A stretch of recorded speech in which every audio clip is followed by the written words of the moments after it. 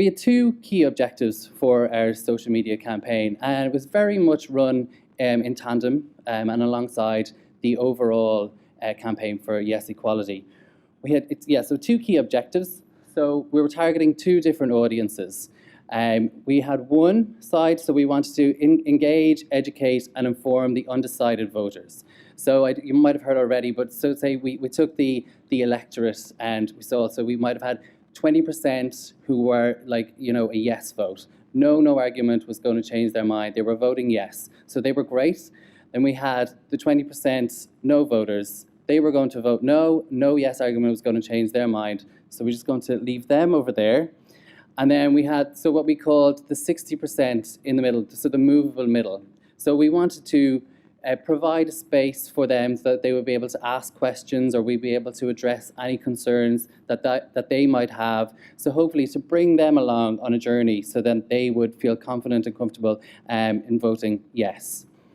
And then so we also had that 20% core yes supporters. So we wanted to mobilize and motivate them and empower them so that they can become advocates for the yes vote themselves. It was all about if you're a supporter, you are the yes vote. You can become an agent for change. We set about with the purpose of creating conversations about equality. So the idea was released, a very simple one-page website. We asked people to sign up, give their details. Interestingly, it was so uncertain as to who was behind this. People had all sorts of notions as to what was going on.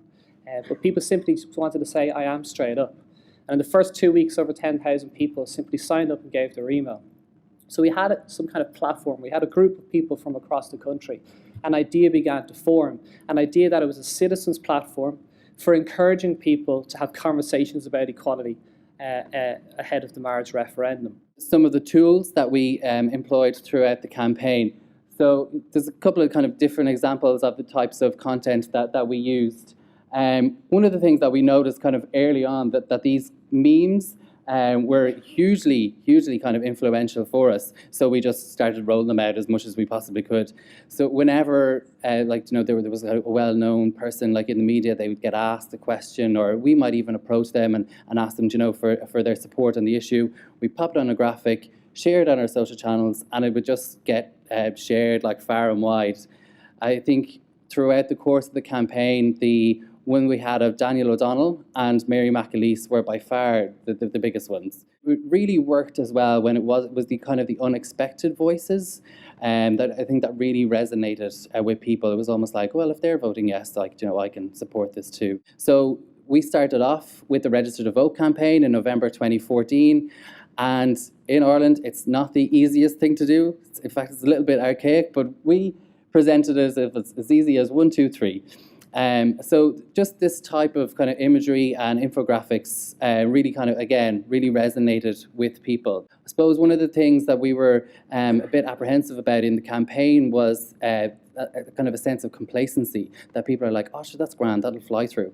But we needed to kind of put out the message that no, it's not grand. We need everybody to get out and vote. So it's just make your vote count.